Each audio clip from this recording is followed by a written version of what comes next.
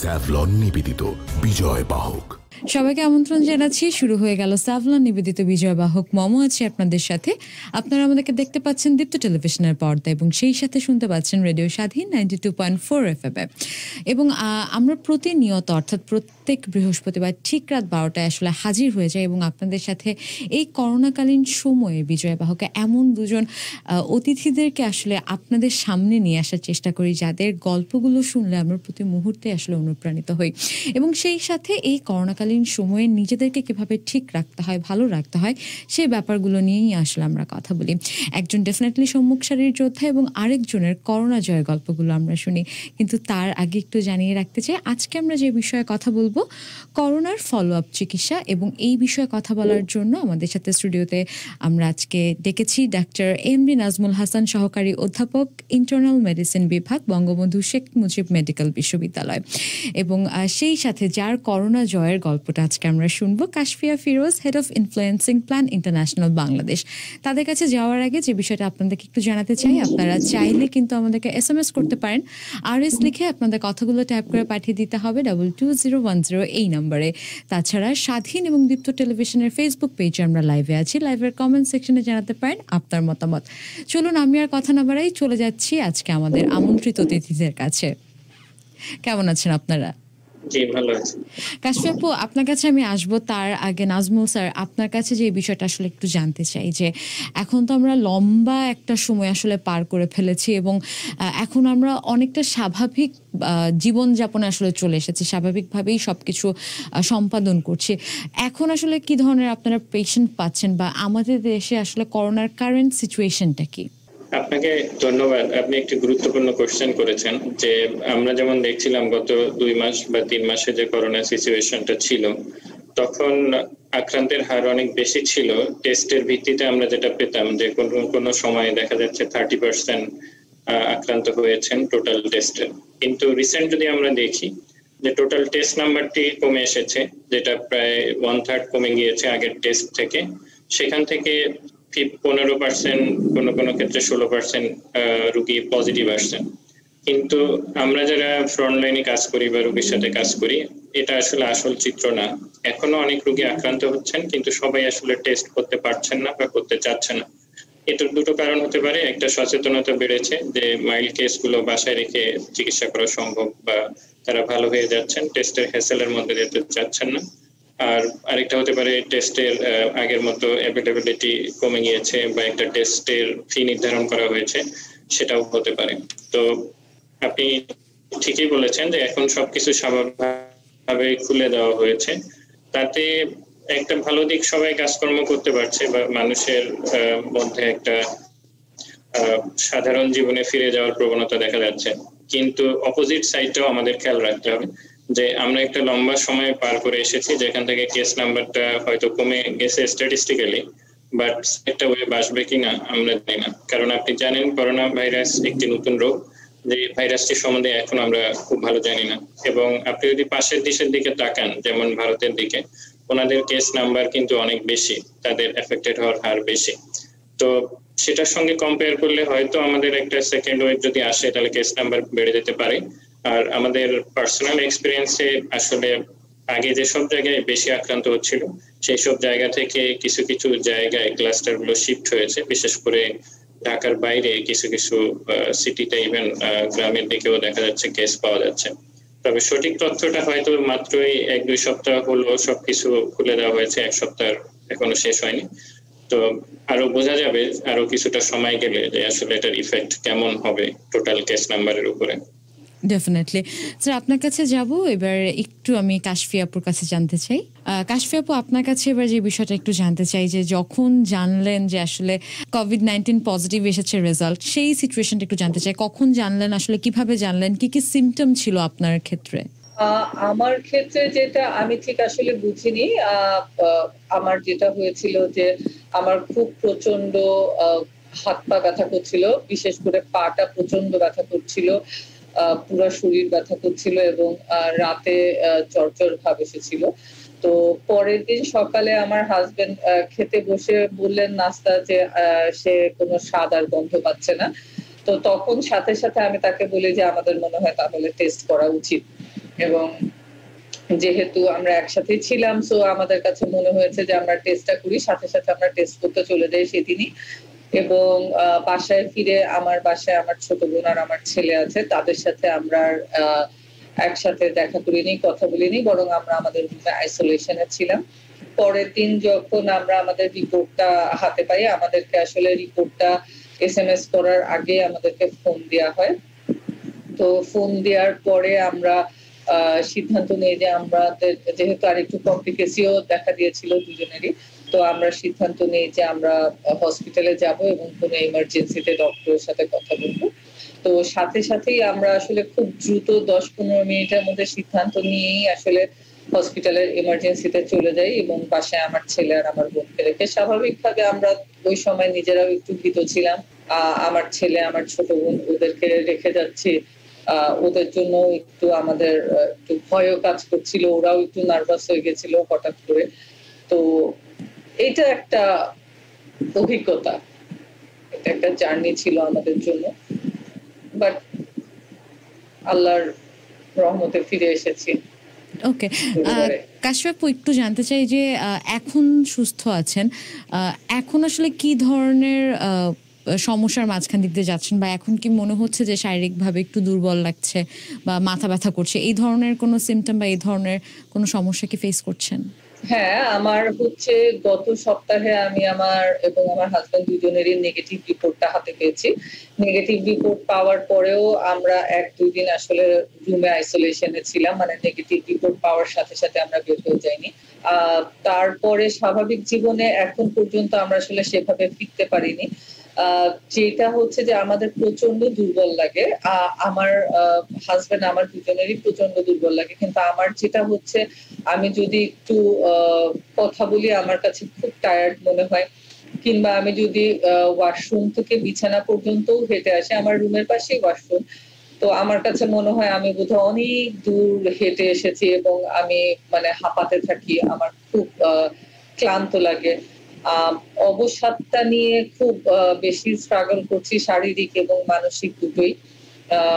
শুধু মনে হয় যে শুয়ে থাকি, ঝিমাতে থাকি। আর আমি সবচেয়ে বেশি আমি এবং আমার হাজবেন্ড দুজনেই আসলে রাতে আমরা খুব স্ট্রাগল করি। প্রথম কথা হচ্ছে আমাদের ঘুম আসতে চায় না, আর আমরা ঘুমানোর চেষ্টা করলেও দেখা যাচ্ছে যে আমাদের এক ধরনের মানে ব্রিদিং প্রবলেম হয়, আমরা নিঃশ্বাস নিয়ে আসলে শান্তি পাই না। তো সেই জায়গা থেকে খুবই সাফোকেটেড লাগে, আমরা ব্রিথ করা নিয়ে আসলে খুব স্ট্রাগল করছি, ঘুমাতে পারি না আরাম করে শুধুমাত্র এই ব্রিদিং এর কারণে। কারণ আমাদের হসপিটাল থেকে ডিসচার্জ করার সময় খুবই মাইল্ড ডোজের একটা সিডেটিভও দিয়েছিল, যে বেশি ঘুমের কষ্ট হলে বা ডিপ্রেশনে গেলে আমরা সেটা খেতে পারি, কিন্তু আসলে তারপরেও স্ট্রাগলটা আছে। আচ্ছা, রুচিটাও কমে গিয়েছে, খাবারের রুচি, খাবারের আগ্রহ এটাও অনেক কমে গিয়েছে। ডক্টর বলছেন বা সবাই বলছে খেতে, আমরাও বুঝতে পারছি খাওয়া উচিত, কিন্তু আসলে সেভাবে খেতে পারছি। আপু একটু জানতে চাই যে শ্বাসকষ্টের যে সমস্যার কথাটা বলছিলেন, সেটা কি যখন আপনি আক্রান্ত ছিলেন বা রেজাল্ট যখন পজিটিভ ছিল সেই সময় এই ধরনের প্রবলেম হয়েছিল, নাকি এখন নেগেটিভ আসার পর আসলে শ্বাসকষ্টের প্রবলেমগুলো হচ্ছে? আগেও ছিল, মানে ঘুমাতে গেলে শুলে বেশি এটা হয়, বসে থাকলে একটু কম হয়, কথা বললে একটু পরে টায়ার্ড হয়ে যায়, কিন্তু ওই লেভেলে শ্বাসকষ্ট হয় না, টায়ার্ড হয়ে যায়। কিন্তু রাতে ঘুমাতে গেলে এটা খুব বেশি হয়, মানে খুব মনে হয় যে আমি দম নিয়ে শান্তি পাচ্ছি না, ঘুম ভেঙে যায়, ঘুমের মাঝখানে একটা আনকমফোর্টেবল ফিলিং হয়, গলা থেকে বুক পর্যন্ত একটা চেপে আসে। আপু আপনার কাছে আবার আসবো, এবার একটু নাজমুল স্যারের কাছে যেতে চাই। নাজমুল স্যার, আপনার কাছে যে বিষয়টা জানতে চাই যে কাশফি আপু যা বলছিলেন যে আসলে তিনি ঠিক হয়ে যাওয়ার পর বা নেগেটিভ রেজাল্ট আসার পর তার যেই ধরনের শারীরিক সমস্যাগুলো তিনি এখন ফেস করছেন, আপনারা ডেফিনেটলি এই ধরনের সিমিলার আরও কিছু কেস পাচ্ছেন, তো আপনাদের ক্ষেত্রে যে কেসগুলো পাচ্ছেন তাদের আসলে ঠিক হয়ে যাওয়ার পর বা নেগেটিভ আসার পর কি কি সমস্যার সম্মুখীন হচ্ছেন রোগীরা, সেটা একটু জানতে চাই। আপনাকে ধন্যবাদ। উনি যে উপসর্গগুলো বলেছেন আমরা অনেক রোগীরই এরকম পাচ্ছি, তবে আমি যদি সেটাকে ক্যাটেগরিক্যালি ভাগ করে বলি তাহলে ধরেন কিছু সমস্যা হচ্ছে মানসিক, কিছু সমস্যা হচ্ছে দৈহিক। তো মানসিক যে ব্যাপারগুলো হচ্ছে বেশিরভাগই দেখা যাচ্ছে কনসেন্ট্রেশন থাকছে না অনেক পেশেন্ট রিকভার করার পরে। তাদের অবসাদ থাকছে, ঘুম হচ্ছে না রাতে, ইরিটেবল থাকছেন, দেখা যাচ্ছে যে অনেকে ডিপ্রেস থাকছেন, কোনো কিছু ভালো লাগছে না, কাজ করতে মন চাচ্ছে না। আর দৈহিক সমস্যাগুলোর মধ্যে এটা আসলে বিভিন্ন যে অঙ্গ প্রত্যঙ্গ আছে সেগুলো ভাগ করে করে আমি যদি বলি, তাহলে ধরেন ফুসফুস যেহেতু প্রাইমারিলি আক্রান্ত হয় কোভিড-19-এ, দেখা যাচ্ছে যারা আগে শ্বাসকষ্ট নিয়ে ভর্তি হয়েছিলেন বা কাশি নিয়ে, কারো কারো কাশি রয়ে যাচ্ছে একটা দীর্ঘ সময় ধরে, কারো কারো শ্বাসকষ্ট রয়ে যাচ্ছে। এবং আপনি জানেন কারো যদি সিটি স্ক্যানে লাংস ইনভলভ থাকে তাদের ক্ষেত্রে দেখা যাচ্ছে যে এটা দীর্ঘ সময় পর্যন্ত থাকতে পারে। এবং এমনও বলা হচ্ছে যে কারো কারো এটা সারা জীবন পারসিস্ট করতে পারে যদি বেশি ইনভলভমেন্ট হয়। যেমন হার্টের কথা যদি বলি, অনেকের হার্ট রেট বেশি থাকছে, একটু কাজ করলে হার্ট রেট বেড়ে যাচ্ছে, অনেক সময় কমে যাচ্ছে। কারো কারো দীর্ঘমেয়াদী হার্টের সমস্যা হওয়ার সম্ভাবনা আছে, গবেষণাগুলোয় দেখা গেছে যে কারো কারো ইভেন হার্ট ফেইলিওর হতে পারে ভবিষ্যতে যদি উনি খুব খারাপ ধরনের অসুস্থ হয়ে থাকেন, যেটা সিভিয়ার কোভিড বলা হয় যদি হার্ট আক্রান্ত হয়ে থাকে। সে ধরনের রোগীর সংখ্যা খুবই কম। এছাড়াও রয়েছে যেমন অনেকের পেটে ব্যথা, পেট আনইউজুয়ালি দেখা যাচ্ছে যে অল্প খেলে পেট ভরে যাচ্ছে, এরকম হচ্ছে। অনেক কোভিড রোগী দেখা যাচ্ছে ডায়রিয়া নিয়ে হাসপাতালে আসেন, ডায়রিয়া ভালো হয়ে যাওয়ার পরেও দেখা যাচ্ছে মাঝে মাঝে তাদের আবার ডায়রিয়া হচ্ছে। তো কারো কারো হাত পায়ে জ্বালা পোড়া হচ্ছে, দেখা যাচ্ছে যে সারা শরীর ব্যথা করছে। এই ধরনের অনেক উপসর্গ নিয়ে রোগী সুস্থ হওয়ার পরও আসছেন। যেহেতু এই ডিজিজটি নতুন, সব দেশেই প্রত্যেক কোভিড রোগী ছুটি হওয়ার পরে তাদের আবার ফলো আপের ব্যবস্থা করা হয়েছে। একই ধারাবাহিকতায় আপনি খোঁজ নিলে জানবেন যে আমাদের বঙ্গবন্ধু শেখ মুজিব মেডিকেল ইউনিভার্সিটির আউটডোরে একটি পোস্ট কোভিড ক্লিনিক চালু করা হয়েছে। তার মানে যেসব পেশেন্ট কোভিড আক্রান্ত হয়েছিলেন তারা সুস্থ হওয়ার পরে যখন আইসোলেশন শেষ হয়ে যাবে তখন তাদের সামগ্রিক সমস্যার জন্য তারা এই ক্লিনিকে আসবেন। সপ্তাহে আপাতত 2 দিন চলছে। আমরা তাদেরকে ফলো আপ করবো, সেটা 1 বছর, 1.5 বছর, কোনো উপসর্গের জন্য হয়তো 5 বছর পর্যন্ত হতে পারে। তখন আসল চিত্রটি আরো ভালো বোঝা যাবে। ওকে, এবার যে বিষয়টা নিয়ে একটু জানতে চাই যে যারা আসলে সুস্থ হয়ে যাচ্ছেন তাদের কতটুকু চান্সেস আছে আবার কোভিড দ্বারা আক্রান্ত হওয়ার? এটি একটি গুরুত্বপূর্ণ প্রশ্ন। আপনি জানেন যে প্রথমে মনে করা হচ্ছিল যে কোভিড হয়তো দ্বিতীয়বার এখন পর্যন্ত কাউকে আক্রান্ত করেনি। গত সম্ভবত 2 সপ্তাহ আগে একজন পেশেন্ট পাওয়া গিয়েছে একটি হংকং এ। সেখানে দেখা গিয়েছে যে উনি আগেও একবার কোভিড আক্রান্ত হয়েছিলেন এবং পরবর্তীতে আবার তার টেস্ট পজিটিভ আসে। তো সেখানে দুটি ভাইরাস আলাদা করে জেনোম সিকোয়েন্স করে দেখা যায় যে এই ভাইরাস দুটি আসলে স্ট্রেনটা ভিন্ন, মানে ভিন্ন ভিন্ন আলাদা আলাদা দুটি ভাইরাস। তার মানে হচ্ছে যে দ্বিতীয়বার সংক্রমণের একটি এভিডেন্স পাওয়া গিয়েছে। কিন্তু হাজার হাজার, ধরেন লক্ষ লক্ষ রোগী সারা বিশ্বে আক্রান্ত, তাদের মধ্যে থেকে এরকম একটি বা দুটি কেসের উদাহরণ আছে। তো সেক্ষেত্রে একটি চান্স রয়েই যায় যে দ্বিতীয়বার আক্রান্ত হওয়ার চান্স আছে, সেটা মিনিমাম হলেও সেই চান্সটি আছে। আর আপনি জানেন ভাইরাস দ্বারা আক্রান্ত হলে শরীরে অ্যান্টিবডি তৈরি হয় যেটি প্রোটেকশন দেয়। অনেক রোগীরই দেখা গেছে গবেষণা করে যে অ্যান্টিবডি তৈরি হলেও সেটি 2 মাস থেকে 3 মাসের বেশি থাকছে না। কারো কারো এক ধরনের সেল আছে, আমরা বলি মেমোরি সেল, মানে একবার ভাইরাস আক্রান্ত হলে শরীরের কিছু সেল সেটাকে মনে রাখে যাতে পরবর্তীতে আক্রান্ত হলে তাকে বাধা দিতে পারে। তো সেই ধরনের মেমোরি সেলও কিছু প্রোটেকশন দিয়ে থাকে। তবে সেটা লম্বা সময় পার হলে আমরা বলতে পারবো, এখনই বলার সময় হয়নি। যেহেতু 1-2টি কেস পাওয়া গিয়েছে, তাই যারা আক্রান্ত হয়েছে আমি অনুরোধ করবো যে আপনারা স্বাস্থ্যবিধি মেনে চলবেন যাতে দ্বিতীয়বার আক্রান্ত হওয়ার হাত থেকে রক্ষা পান। ধন্যবাদ স্যার। আমাদের সময় হয়ে গেল ছোট্ট একটা বিরতিতে যাওয়ার। বিরতিতে যাওয়ার আগে যে কথাটা বলতে চাই, প্রতিকার থেকে প্রতিরোধী উত্তম। তাই ঘরে ও বাইরে করোনা প্রতিরোধে ব্যবহার করুন স্যাভলন ব্র্যান্ডের পণ্য। সুরক্ষিত রাখুন নিজেকে এবং প্রিয়জনকে। স্যাভলন জীবাণুমুক্ত প্রতিদিন। যাচ্ছি ছোট্ট একটা বিরতিতে, চলছে স্যাভলন নিবেদিত বিজয় বাহক, ফিরছি কিছুক্ষণের মধ্যেই। স্যাভলন নিবেদিত বিজয় বাহক। চারিদিকে ফ্লু হচ্ছে, ভাইরাস থেকে বাঁচবো কিভাবে? ভাইরাস এক ধরনের জীবাণু, তাই জীবাণু আর ইনফেকশন থেকে বাঁচতে ব্যবহার করুন স্যাভলন সোপ। Savlon soap? হ্যাঁ, কারণ প্রতিকার থেকে প্রতিরোধী উত্তম। গোল্ড আর প্লাটিনামের ডাবল স্ট্রেংথ জীবাণুর বিরুদ্ধে দেয় double protection. Savlon soap, double strength, double protection. বাড়ির পাশাপাশি হাত ধোয়ার অভ্যাসটা তৈরি করতে হবে স্কুল থেকেও, যেন ওরা জয় করতে শেখে নিজের ভবিষ্যৎকে। Savlon, we dream of a healthy Bangladesh. করোনার এই সময়ে আশেপাশে ছড়িয়ে থাকা প্রাণঘাতী এই জীবাণুর হাত থেকে নিজেকে ও পরিবারকে রক্ষা করতে ব্যবহার করুন স্যাভলন ডিসইনফেক্ট্যান্ট স্প্রে। আর থাকুন সুরক্ষিত সব সময়। Savlon disinfectant spray, killing germs is a spray away. চারিদিকে ফ্লু হচ্ছে, ভাইরাস থেকে বাঁচবো কিভাবে? ভাইরাস এক ধরনের জীবাণু, আর জীবাণুর বিরুদ্ধে প্রতিরোধ করতে আছে স্যাভলন সোপের double strength. Savlon soap, double strength, double protection. বাড়ির পাশাপাশি হাত ধোয়ার অভ্যাসটা তৈরি করতে হবে স্কুল থেকেও, যেন ওরা জয় করতে শেখে নিজের ভবিষ্যৎকে। Savlon, we dream of a healthy Bangladesh. করোনার এই সময়ে আশেপাশে ছড়িয়ে থাকা প্রাণঘাতী এই জীবাণুর হাত থেকে নিজেকে ও পরিবারকে রক্ষা করতে ব্যবহার করুন স্যাভলন ডিসইনফেক্ট্যান্ট স্প্রে, আর থাকুন সুরক্ষিত সব সময়। Savlon disinfectant spray, killing germs is a spray away. চারিদিকে ফ্লু হচ্ছে, ভাইরাস থেকে বাঁচবো কিভাবে? ভাইরাস এক ধরনের জীবাণু, তাই জীবাণু আর ইনফেকশন থেকে বাঁচতে ব্যবহার করুন স্যাভলন সোপ। Savlon soap? হ্যাঁ, কারণ প্রতিকার থেকে প্রতিরোধী উত্তম।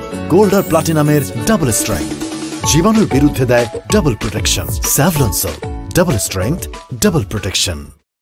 বাড়ির পাশাপাশি হাত ধোয়ার অভ্যাসটা তৈরি করতে হবে স্কুল থেকেও, যেন ওরা জয় করতে শেখে নিজের ভবিষ্যৎকে। Savlon, we dream of a healthy Bangladesh. করোনার এই সময়ে আশেপাশে ছড়িয়ে থাকা প্রাণঘাতী এই জীবাণুর হাত থেকে নিজেকে ও পরিবারকে রক্ষা করতে ব্যবহার করুন স্যাভলন ডিসইনফেক্ট্যান্ট স্প্রে, আর থাকুন সুরক্ষিত সব সময়। Savlon disinfectant spray, killing germs is a spray away. Savlon নিবেদিত বিজয় বাহক। বিরতির পর সবাইকে আরো একবার আমন্ত্রণ জানাচ্ছি। চলছে স্যাভলন নিবেদিত বিজয় বাহক। আপনারা আমাদেরকে দেখতে পাচ্ছেন দীপ্ত টেলিভিশনের পর্দায় এবং সেই সাথে শুনতে পাচ্ছেন রেডিও স্বাধীন 92.4 FM এ। শুধু তাই না, আমরা স্বাধীন এবং দীপ্ত টেলিভিশনের ফেসবুক পেজে লাইভেও আছি। লাইভের কমেন্ট সেকশনে জানাতে পারেন আপনার মতামত। আমি আর কথা বাড়াচ্ছি না, চলে যাচ্ছি আমাদের আজকের গেস্টদের কাছে। কাশফি আপু, আপনার কাছে যে বিষয়টা নিয়ে একটু কথা বলতে চাই, সেটা হচ্ছে কি, আমরা জানি যে আসলে ঘরে এবং বাইরে দুই জায়গাতেই আপনি সমান তালে এগিয়ে যাচ্ছেন, কাজ করে যাচ্ছেন। যখন এরকম একটা নিউজ পেলেন যে আসলে কোভিড আক্রান্ত হয়েছেন, সেই সময় দুই জায়গাতে আপনার যে দায়িত্বটা, সেই দায়িত্ব থেকে আসলে সরে এসেছেন কিভাবে, বা কতটুকু এই অসুস্থ অবস্থায় দায়িত্বগুলো পালন করেছেন, সেটা একটু জানতে চাই। যখন আসলে শুনলাম যে একটা যেটা এটা আমি মানি যে কোভিড পুরো বিশ্বে আসলে আমাদের জন্য একটা মারাত্মক হুমকি নিয়ে এসেছে, ভয়ের একটা বার্তা নিয়ে এসেছে। কিন্তু আবার অন্যদিকে আমি এই কথাটা বারবার বলছিলাম, যেটা কোভিড আক্রান্ত হওয়ার পরে, যে কোভিড কিন্তু আমাদেরকে সুযোগ করে দিয়েছে পরিবারের সবার কাছাকাছি আসা, দায়িত্বগুলোকে ভাগ করে নিয়ে যাওয়া, একজন আরেকজনকে বোঝা। কারণ অন্য সময় দেখা যাচ্ছে যে আমার বোন তার ক্লাস নিয়ে ব্যস্ত, আমার ছেলে তার স্কুল নিয়ে ব্যস্ত, আমার হাজবেন্ড তার অফিস নিয়ে, আমি আমার অফিস নিয়ে। সো আমাদের অতটা নিজেদেরকে জানা বোঝা, ঘরটাকে বোঝা, ঘরটাকে এনজয় করা, সম্পর্কগুলোর প্রতি রেসপেক্ট, সেটার সুযোগটা এতদিন হয়নি। আমরা যন্ত্রের মতো হয়ে গিয়েছিলাম। তো সেই জায়গা থেকে কোভিডটা আসলে আমাদেরকে সেই সুযোগটা করে দিয়েছিল। তাই যখন আসলে আমি শুনলাম যে আমরা কোভিড আক্রান্ত, এবং ওই মুহূর্তেই আমরা সিদ্ধান্ত নিলাম যে আমাদেরকে এখন আসলে ডাক্তারের বা চিকিৎসকের শরণাপন্ন এখনই হতে হবে। তো পুরো প্রসেসটা আসলে ফোনটা আসা, SMS আসা, তার মধ্যবর্তী 15 মিনিটে। তো এইটুকুর আস্থার জায়গাটা আমার আসলে আমার পরিবারের সাথে হয়েছিল, আমার বোন বা আমার ছেলের সাথে হয়েছিল, যে না, ওরা পারবে। এবং ওদেরকেও আমি বলেছি যে না, তোমাদের প্রতি আমার বিশ্বাস আছে, there is nothing right and wrong, তোমরা পারবে। আমি বাসাতে নেই, বা বাবাও যাচ্ছে হসপিটালে আমার সাথে, আমরা হয়তো ফিরে নাও আসতে পারি, কিন্তু আমরা জানি, আমাদের বিশ্বাস তোমরা পারবে। আমার কাছে ঘরে অল্প কিছু টাকা ছিল, আমি ওদের হাতে দিয়ে বললাম, এটা দিয়ে আপাতত যে কয়দিন না আসে, আমার মনে হয় টুকটাক বাজার বা টুকটাক খরচ, সেটা দিয়ে তোমরা চালাতে পারবে। আর ওদেরকে বলে, আমার বোনকে যেটা বলেছিলাম যে আমরা জানি না, অনেকে ফিরত আসছে না হসপিটাল থেকে, আমরা জানি না আমরা ফিরে আসবো কিনা। মানে কথাগুলো হচ্ছিল বেশ দূর থেকে, আমি আমার ঘর থেকে, আর আমার ছেলের আর ঘরের মাঝখানে অনেক বড় একটা প্যাসেজ, মানে ডাইনিং রুম, সে তার ঘরের দরজায়, আর আমার বোন হচ্ছে আরেক ঘরের দরজায়, আর আমি আমার ঘরে। তো আমি ওদেরকে বললাম যে আমরা জানি না, অনেকেই ফিরে আসছে না, একেবারেই ফিরে আসছে না। তো সেরকম অবস্থাও হতে পারে, কিন্তু সেই অবস্থাও তোমাদেরকে ফেস করতে হবে, ওই চ্যালেঞ্জটা নিতে হবে। তো শেষ বার্তা যে দুজনকেই একটা বললাম যে সময়ের মূল্য দিবে তোমরা দুজনই, কারণ সময় হারালে আর ফেরত পাবে না। আর লেখাপড়াটা শেষ করবে, এই টাকাটা খুব অল্প টাকা, রেখে দাও হাতে, এমার্জেন্সিতে কাজে লাগবে। কমিউনিকেশন মেনটেন করবে, বন্ধু আত্মীয় স্বজনের সাথে কে কখন কিভাবে কাজে লাগে। সো এইটুকু বার্তা দিয়ে আমরা হসপিটালে গিয়েছি, এবং হসপিটালে যাওয়ার পর মানে পথে আমি আমার হাজবেন্ডকে বলেছি, বিশ্বাস রাখো, ধৈর্য হারানো, ওরা পারবে, মানে না পারার কোনো কারণ নাই। পথে যেতে যেতে আমরা যেটা করলাম যে আমরা দুজনই গাড়ি থেকে, মোবাইল থেকে আমাদের অফিসে একটা ইমেল দিয়ে আমাদের কর্তৃপক্ষকে জানালাম, এবং মানে আমাদের দুজনেই যেখানে আমরা আছি কাজ করছি সবাই এত বেশি সাপোর্টিভ ছিল, সাথে সাথে বলেছে যে আমাদের অফিস নিয়ে বা কোনো কিছু নিয়ে টেনশনের কোনো কারণ নেই, আমাদেরকে সেই অভয়টা দিয়েছিল। সো আমরা আসলে যে কদিন ভর্তি ছিলাম হসপিটালে কিংবা ফিরে এসেছিলাম, আমাদের কর্মক্ষেত্র নিয়ে আমাদেরকে সেভাবে চিন্তিত হতে হয়নি, বরং আমরাই উল্টা চিন্তিত হয়েছিলাম যে আমরা হঠাৎ করে এভাবে চলে আসলাম, আমরা হয়তো কোনো একটা বিপদে ফেলে আসলাম আমাদের কাজের এরিয়াটাকে, বা যারা হচ্ছে সংশ্লিষ্ট আছে অনেক কিছু বুঝিয়ে বলে আসতে পারিনি, বা বলার অবস্থাতেও তখন আমরা ছিলাম না, শারীরিক এবং মানসিক দুই জায়গা থেকে। কিন্তু এইটা না খুব বড় একটা ব্যাপার যে আমরা যাদের সাথে সম্পৃক্ত, যাদের সাথে কাজ করছি, তারাও যে আমাদেরকে যে সাপোর্টটা দিয়েছে, মানসিক সাপোর্টটা, যে না তোমরা আমাদেরকে নিয়ে টেনশন করো না, তোমরা আগে সুস্থ হয়ে আসো, সেটা কাজের জায়গা থেকেও এবং পরিবার, বন্ধু যারাই আছে না কেন। তো আমার কাছে মনে হয়েছে যে হসপিটালের দিনগুলোতে এটা অনেক বড় একটা সাপোর্ট ছিল, এবং এটাই আসলে হওয়া উচিত। করোনার জন্য আমরা সবাই কাছাকাছি আসতে পারছি না, আমার আত্মীয় স্বজন, আমার বড় বোনরা যারা আছে, তারা দেখা গিয়েছে যে পাঠাও সার্ভিসের মাধ্যমেও বাসায় বাজার পাঠিয়ে দিয়েছে, খাবার পাঠিয়ে দিয়েছে। আমি সবার কাছে কৃতজ্ঞ, মানে চেষ্টা করেছে সবাই যে যেভাবে পারুক, মানে চেষ্টা করেছে। অনেকে হয়তো আমাকে ফোন দেয়নি বা আমার হাজবেন্ডকে ফোন দেয়নি আমরা অসুস্থ বলে, কিন্তু তারা আমার ছেলে, আমার বোনকে ফোন দিয়েছে, খোঁজ নিয়েছে। তো আমার কাছে মনে হয়েছে যে করোনাটা আসলে আমাদেরকে কাছাকাছিও এনেছে, আমাদেরকে কোনো কোনো ক্ষেত্রে মানবিকও করেছে। হ্যাঁ, আমরা অনেক অন্যরকম গল্পও শুনেছি, কিন্তু আমার কাছে মনে হয়েছে যে আমার জীবনে আসলে এই অভিজ্ঞতাটার একটা দরকার ছিল। একটু কষ্ট করেছি, বা স্যারের কাছ থেকে শুনছিলাম যে জীবনে হয়তো আরো অনেক কনসিকুয়েন্স বয়ে বেড়াতে হবে, কিন্তু আমার কাছে মনে হয়েছে যে আমি আক্রান্ত হওয়ার আগে এবং আক্রান্ত হওয়া এবং পরবর্তী এই যে অভিজ্ঞতা, এই জার্নি, এটা একটা আসলে অন্য ধরনের। বাহ, অনেক সুন্দর করে আপনি কথাগুলো বলছিলেন আপু। আসবো আপনার কাছে আরো একবার, এখন একটু নাজমুল স্যারের কাছে যেতে চাই। স্যার, যে বিষয়টা একটু জানতে চাই যে করোনাকালীন সময় কিন্তু অনেক ধরনের খাবার নিয়ে আমরা কথা শুনেছি, অনেক ধরনের ভুল তথ্য আমরা পেয়েছি, কিন্তু আসলেই একজন করোনা রোগীর কি ধরনের ডায়েট চার্ট ফলো করা উচিত, বা আমরা যারা এখন পর্যন্ত সুস্থ আছি তাদের আসলে নিজেদের ইমিউন সিস্টেম বাড়ানোর জন্য খাদ্য তালিকায় কি কি রাখা উচিত, সেই বিষয়ে যদি আমাদেরকে কিছু বলতেন। আপনাকে ধন্যবাদ।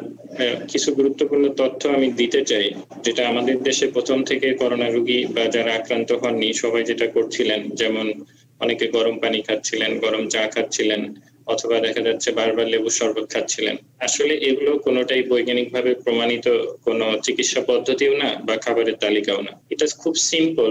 আপনি কমন কোল্ড বা অন্যান্য ভাইরাল ইনফেকশন থেকে বাঁচার জন্য ইমিউনিটিটাকে বাড়াতে হয়। সে বাড়ানোর একটা প্রক্রিয়া হচ্ছে হাই প্রোটিন ডায়েট খাওয়া, ভিটামিন সি কন্টেনিং ফুড খাওয়া, এবং কারো কারো ক্ষেত্রে যদি জিঙ্ক বেশি থাকে খাবারে, সেটা ইমিউনিটি বাড়ায়। সব মানুষের ক্ষেত্রেই সব রোগ মানে ইনফেকশন প্রিভেনশনের জন্য এটা সত্য, এটা শুধু করোনার জন্য যে সত্য তা না। তো সেই এটা হেলথি বিহেভিয়ার যেটা আমরা বলি যে স্বাস্থ্য ধরে রাখার যে পদ্ধতি, সেগুলো ফলো করতে হবে। যারা করোনা আক্রান্ত হননি বা হয়েছেন সবার জন্য বলা হয়, এটা দেখবেন বিভিন্ন যে সংস্থাগুলো আছে তারা একটা গাইডলাইন দিয়ে দিয়েছেন যে হাই প্রোটিন ডায়েটের ধরনটা কি রকম হবে। যেমন প্রোটিন মাংসেও আছে, প্রোটিন আপনার ডালে আছে, যেমন ডিমে আছে। মাংসের ব্যাপারে একটু সাবধান হতে হবে, যেগুলো রেড মিট আছে, বিশেষ করে গরুর মাংস, খাসির মাংস, এগুলো কম খেতে হবে, সপ্তাহে 1-2 দিন। বেশিরভাগ প্রোটিনের চাহিদাটা পূরণ করতে হবে পোল্ট্রি বা মুরগি দিয়ে, এবং ডিম অথবা ডাল। আর অ্যামাউন্টটা হবে নর্মাল সময় আমরা যা খাই তার থেকে একটু বেশি। নর্মালি আমরা বলি যে 1 গ্রাম পার কেজি বডি ওয়েট হিসাব করে যতটুকু প্রোটিন আসে সেটুকু খেতে। যেমন 60 কেজি হলে কেউ যদি 1 গ্রাম হিসাব করেন তাহলে 60 গ্রামের মাছ বা মাংস প্রতিদিন খেলেই হয়, কিন্তু এক্ষেত্রে 80 থেকে 120 গ্রাম প্রতিদিন লাগবে। পাশাপাশি বলা হচ্ছে প্রচুর পরিমাণে শাকসবজি খেতে। বলা হচ্ছে 3 বেলা আমরা যেহেতু বাংলাদেশে খাবার খাই, সেখানে কমপক্ষে 2 বেলা শাকসবজি থাকতে হবে, এবং সেটা সবুজ শাকসবজি প্রচুর পরিমাণে। ফলমূল খেতে হবে, মৌসুমী ফল, এবং যেসব ফলমূলের মধ্যে ভিটামিন সি আছে বেশি সেগুলো খেতে হবে, এগুলো ইমিউনিটি বাড়ায়। আপনি জানেন যে যেমন কমলা আছে, আবার এই ধরনের যেসব সাইট্রাস ফ্রুট আছে সেগুলো খাওয়া যেতে পারে, বা মৌসুমী ফল যখন যেটা পাওয়া যায়, যে কোনো এক ধরনের ফল দিনে 2 বার অথবা 2 ধরনের ফল দিনে 2 বার অ্যাটলিস্ট খেতে হবে পরিমাণ মতো। পাশাপাশি লেবুর শরবত খাওয়া যেতে পারে, কিন্তু মনে রাখতে হবে অনেকে বেশি বেশি খেয়ে দেখা যাচ্ছে যে স্টোমাক আপসেট করে ফেলছেন, বমি হচ্ছে, পেট ব্যথা হচ্ছে, তাও করা যাবে না, যতটুকু সহ্য করা যায়। এবং কোনো সুগার এই ড্রিঙ্কস এর মধ্যে মেশানো যাবে না, চিনি মিশিয়ে শরবত বানিয়ে খাওয়া যাবে না, তাতে সুগার আনস্টেবল হতে পারে। যেহেতু এখন অনেকেই বাসায় বসে আছেন, তাদের ওয়েট বেড়ে যেতে পারে। এর কারণ আপনি জানেন যে ওয়েট যদি কারো বেশি থাকে সেটা একটা রিস্ক ফ্যাক্টর, যে কোভিড এর আউটকামটা খারাপ হয়। আর আরেকটা জিনিস মনে রাখতে হবে যে খাবার দাবার, সুষম খাবার খাওয়া, এবং পাশাপাশি যারা করোনা আক্রান্ত এবং আক্রান্ত না তাদের ক্ষেত্রে একটা অ্যাডভাইস হচ্ছে, যারা আক্রান্ত না তারা ব্যায়াম করতে পারেন, কিন্তু যারা করোনা উপসর্গ নিয়ে অলরেডি প্রেজেন্ট করেছেন, যাদের করোনা হয়েছে, তাদের কিন্তু আসলে রেস্ট দরকার। কোনো ধরনের এক্সারসাইজ করা যাবে না। এক্সারসাইজ করলে শ্বাসকষ্ট বাড়বে, অক্সিজেন রিকোয়ারমেন্ট বাড়বে। ইভেন এক্সারসাইজ করলে এমনও হতে পারে কারো কারো খুব হার্ট ভাইরাস আক্রান্ত করে থাকে, যদি হৃৎপিণ্ড আক্রান্ত হয়ে থাকে তাহলে হঠাৎ করে হৃৎপিণ্ড অচল হয়ে যেতে পারে। তো সেক্ষেত্রে রেস্ট, তার দরকার রেস্ট, শারীরিক এবং মানসিক রেস্ট। যেমন উনি বলছিলেন যে পারিবারিক ভাবে একটা সাপোর্ট পেয়েছেন, এটাও খুব নেসেসারি। যেমন আমরা ইনিশিয়ালি দেখছিলাম যে অনেকেই কোনো সাপোর্ট পাচ্ছিলেন না, একা ফেলে রেখে যাচ্ছে। তো সেই অবস্থাটা অনেক উন্নতি হয়েছে, মানুষের ভয় অনেক কমেছে, সচেতনতা বেড়েছে, সবাই একজন আরেকজনকে সাহায্য করছেন। আর যারা এখনো করোনা আক্রান্ত হননি তাদের বলবো বাইরের খাবারের ব্যাপারে, বাইরের খাবারটা আপনারা অ্যাভয়েড করবেন দুটো কারণে। এক, বাইরের খাবারগুলো বেশ স্পাইসি থাকে, অয়েল বেশি থাকে, ফাস্টফুড হলে সেটা ওয়েট বাড়াতে পারে। পাশাপাশি বাইরে খাবার খেতে যাওয়া মানে আপনি একটা গ্যাদারিং এ এক্সপোজড হওয়া, আপনার কন্টামিনেশনের চান্স বেড়ে যাবে। সেক্ষেত্রে বাসায় যতটুকু সম্ভব খাওয়া দাওয়া করা এবং বাসায় তৈরি খাবার খেলেই সবচেয়ে ভালো। বাহ স্যার, এই বিষয়ে আমরা আসবো, আর একটু কথা বলবো, কিন্তু তার আগে এখন একটু আমি কাশফি আপুর কাছে চলে যেতে চাই।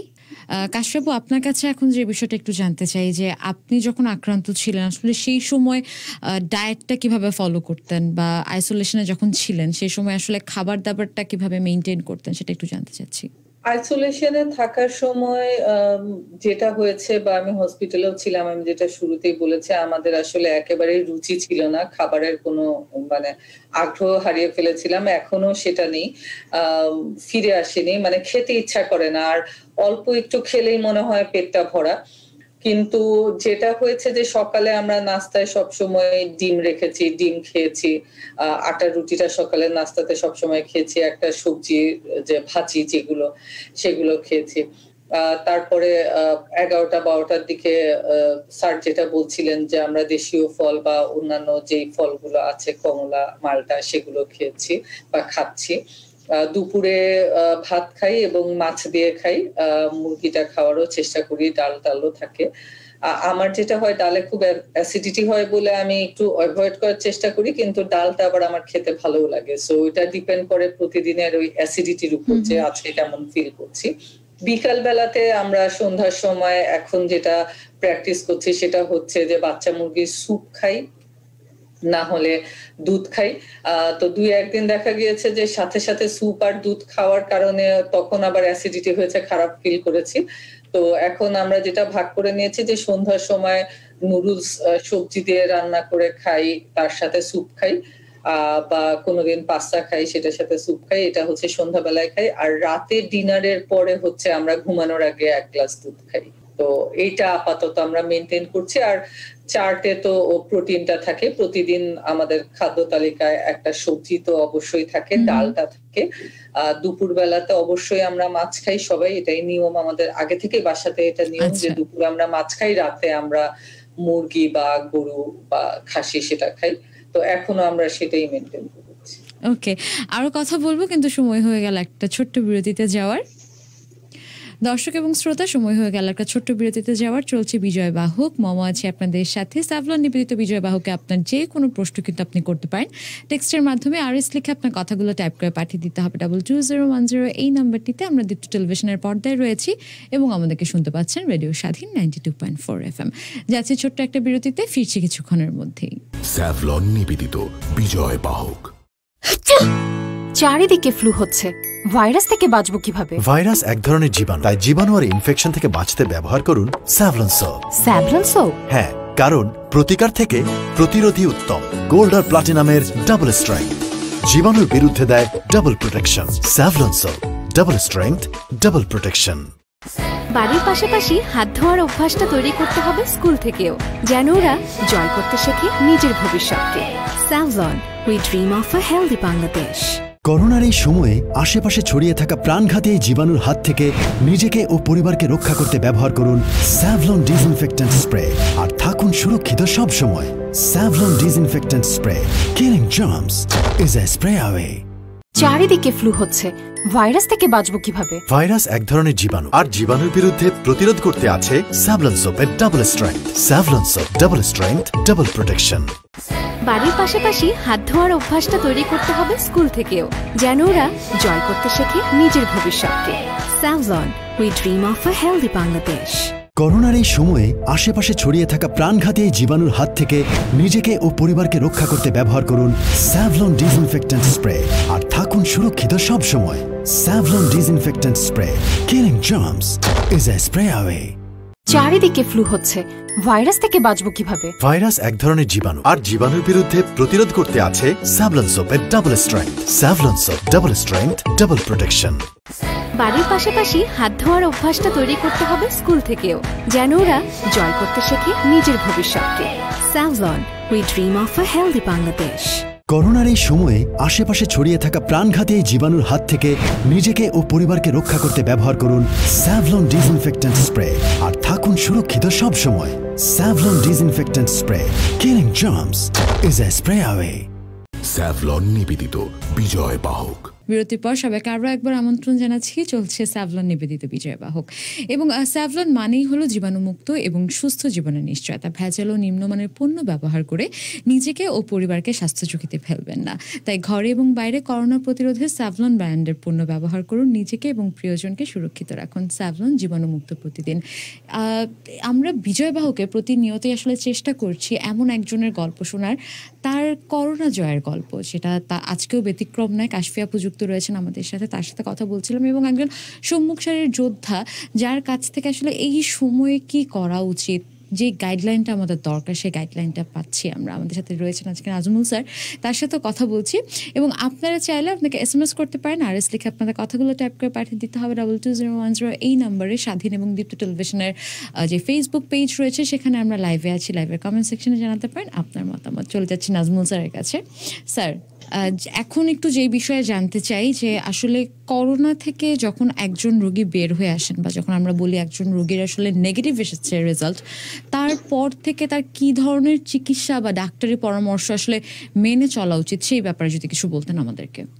সাধারণত একজন করোনা আক্রান্ত রোগী যখন হাসপাতাল থেকে বাসায় ফিরেন বা বাসায় সুস্থ হয়ে যান, কিছু জিনিস খেয়াল রাখতে হবে। তার মধ্যে উনি আগে যে স্বাস্থ্যবিধি মানতেন সেটা তো মানবেনই, পাশাপাশি যে উপসর্গগুলো থাকে সেই উপসর্গ ভিত্তিক চিকিৎসা সাধারণত দেওয়া হয়।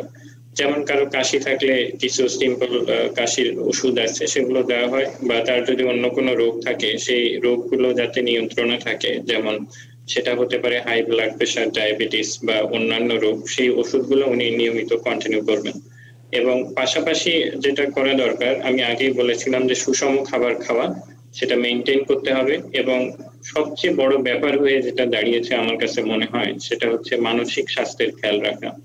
বিশেষ করে একজন করোনা রোগী অনেকগুলো মেন্টাল ট্রমার মধ্যে দিয়ে যাচ্ছেন। আপনি জানেন, প্রথমে উনি পরিবার থেকে বিচ্ছিন্ন হচ্ছেন, যদি পরিবারের কর্তা ব্যক্তি হন তাহলে উনি টেনশনে থাকছেন বাসায় কি হচ্ছে। দ্বিতীয় হচ্ছে যে একটা প্রেশার, যেমন উনি বিভিন্ন মিডিয়ায় যেভাবে দেখেছেন করোনা রোগী মারা যেতে পারে, খারাপ হয়ে যাচ্ছে, একটা পর্যায়ে গিয়ে আর বেঁচে থাকছে না, তো এই ইনফরমেশন গুলো কিন্তু মনের মধ্যে যাওয়া আসা করে। তার মধ্যে যদি হসপিটালে কেউ অক্সিজেন পায় বা শ্বাসকষ্ট হয়, ভীতিগুলো আরো বেড়ে যায়। আর আপনি জানেন, মানুষের অবচেতন মন বা হাইন্ড ব্রেন যেটা, সেগুলো স্টোর করে রাখে। যখনই উনি সুস্থ হয়ে বাসায় ফিরেন, অনেকের এগুলো ফ্ল্যাশব্যাক হয়, অথবা সেই স্ট্রেসটা শরীরের মধ্যে থাকে, তখন তারা বেশ অবসাদ বোধ করেন, মানসিকভাবে ভেঙে পড়েন। তো তাদের জন্য যেটা আমাদের অ্যাডভাইস, আপনারা মানসিকভাবে শক্ত থাকবেন। করোনা থেকে সুস্থ হওয়ার পর সকল রোগীর কমপ্লিকেশন হচ্ছে না, অনেকেরই দুর্বলতা বা যে এরকম অবসাদ থাকে সেগুলো কেটে যায় আস্তে আস্তে। মানসিকভাবে স্ট্রং থাকতে হবে। পাশাপাশি যেটা করতে হবে, শরীর একটু সুস্থ হয়ে উঠলে কাজে ফিরে যেতে হবে, তাহলে নন এনভায়রনমেন্টে গেলে সবার সাথে মিশলে একটু ভালো লাগে। পাশাপাশি আমি বলবো যে আস্তে আস্তে কিছু এক্সারসাইজ যদি করতে পারেন, যখন শরীরকে কুলাবে একটু হাঁটা বা একটু হালকা ব্যায়াম করা, নিয়মিত সুষম খাবার খাওয়া, পরিবারের সবার সাথে সময় কাটানো, কাজে ফেরা, সবকিছু মিলে মানসিক এবং শারীরিক স্বাস্থ্যের উন্নতি হবে। আস্তে আস্তে হয়তো সব হাসপাতালে করোনা রোগী যারা সুস্থ হয়েছেন তাদের ফলো আপের ব্যবস্থা থাকবে। যাদের কাশি দীর্ঘ সময় থাকছে বা প্রেশার কন্ট্রোল হচ্ছে না বা ডায়াবেটিস আনকন্ট্রোল হয়ে গেছে, অথবা দেখা যাচ্ছে অন্য সিস্টেমের কোনো ইনভলভমেন্ট ছিল যেটা ছুটির সময় বলে দেওয়া হয়েছে, সেগুলো ফলো আপ করলেই চলবে। তো সব দিক দিয়ে আমি বলবো যে সবারই এত ভয়ের কিছু নেই। অল্প খুবই সামান্য পার্সেন্টেজ রোগী যাদের এটার কনসিকুয়েন্স রয়ে গেছে, তাদের হয়তো নিয়মিত একটা লম্বা ফলো আপ লাগতে পারে। বাকিদের যদি কোনো সমস্যা হয় তারা এসে ফলো আপ করতে পারেন ডাক্তারের কাছে। তবে মানসিকভাবে আমি বলবো খুব স্ট্রং থাকতে হবে, যাতে সবাই এই সিচুয়েশনটাকে ফেস করতে পারেন, যাতে এটা কাটিয়ে উঠতে পারেন। অবশ্যই স্যার, এই বিষয়ে আরো কথা বলবো। আমি একটু কাশফি আপুর কাছে এখন যে বিষয়টা জানতে চাই, যখন কন্টিনিউয়াসলি আমরা সোশ্যাল মিডিয়াতে বা খবর গণমাধ্যমগুলোতে দেখছিলাম যে নেগেটিভ অনেক ধরনের নিউজ, তখন এমনিতেই আসলে মানসিকভাবে ভেঙে পড়ার একটা ব্যাপার থাকে। তারপর যখন আসলে নিজের সাথে নিজের হাজব্যান্ড, আপনারা দুজনই জানতে পারলেন দুজনেই পজিটিভ, সেই সময় আসলে নিজেকে স্ট্রং কিভাবে রেখেছিলেন? আপনার ফ্যামিলি, আপনার অফিস, আপনার হাজব্যান্ডও আসলে তখন আক্রান্ত, নিজেও আক্রান্ত, ওই সময়টা মানসিকভাবে কিভাবে স্ট্রং রেখেছিলেন? এটা আসলে বলে বোঝানোর না, বা সত্যি কথা বলতে আমরা চেষ্টা করেছিলাম মানসিকভাবে স্ট্রং থাকতে, কিন্তু আসলে ওটা নিজের সাথে নিজের একটা যুদ্ধ ছিল। যেটা বলছিলাম যে অভিজ্ঞতার মধ্যে দিয়ে যাওয়া, যে নিজের সাথে, নিজের মনের সাথে এবং নিজের শরীরের সাথে একটা যুদ্ধ। এবং প্রথমে 4-5 দিন সব মানে খুবই ভেঙে পড়েছিলাম, কিন্তু একটা সময় আমার মনে হচ্ছিল যে না, যা হওয়ার হবে, ফিরে আসি বা না আসি, কিন্তু আমাকে একটা ফাইট করতে হবে, আমাকে এই চ্যালেঞ্জটা নিতে হবে, আমাকে ফিরে আসতে হবে। সেইটা একটা আমার কাছে মনে হয়েছে। আমার হাজবেন্ড যেমন, ও আর আমি একই রুমে ভর্তি ছিলাম, ও সবসময় ওর খারাপ লাগলেও আমাকে সবসময় বলতো যে না আমি ভালো আছি, না আমি ভালো আছি। বা আমারও খুব খারাপ সময় গিয়েছে, চরম অসুস্থ হয়ে গেছি, কিন্তু তারপরেও আমি ভাবতাম যে না, কোনো ব্যাপার না, আমি একটা সিকিউরড এলাকায় আছি, আমি হসপিটালে আছি, এটাতে ভয় পাওয়ার কিছু নেই। খুব খারাপ লাগছে, বাট মনে হচ্ছে যে না, কোনো অসুবিধা নেই, বা আমার হাজবেন্ড সে আছে সাথে, সো অ্যাটলিস্ট সে তো ডক্টরকে ডাকতে পারছে যে ও খারাপ ফিল করছে বা এখনই আসেন দেখেন।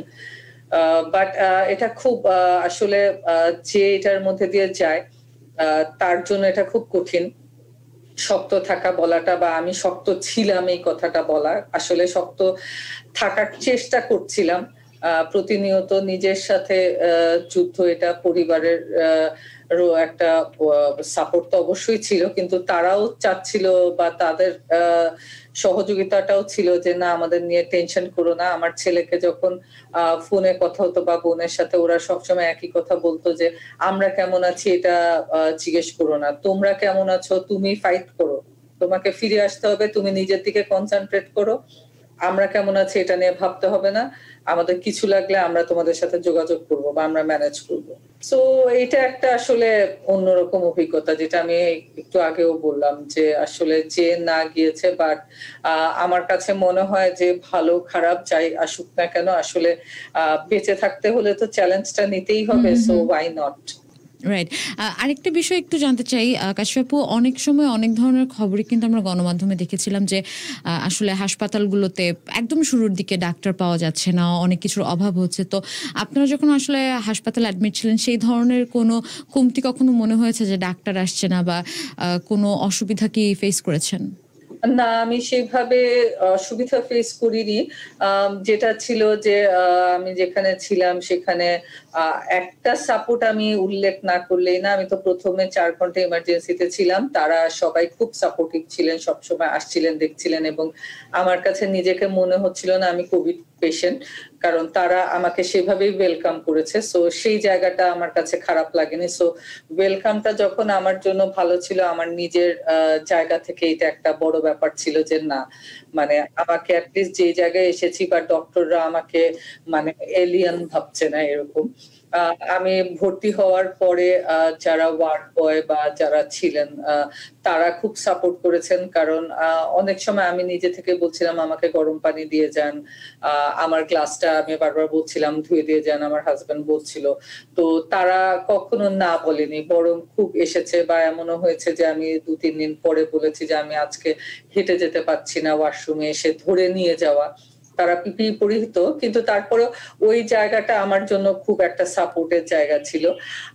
আবার একটা কথা না বললেই না, যেমন ওই সময় আমার মন খারাপ লেগেছে যে ডাক্তারের রাউন্ডে আসার আগে নার্স এসে বলে যেতেন যে আপনারা কিন্তু আগে থেকেই মাস্ক টাস্ক পরে রেডি থাকেন।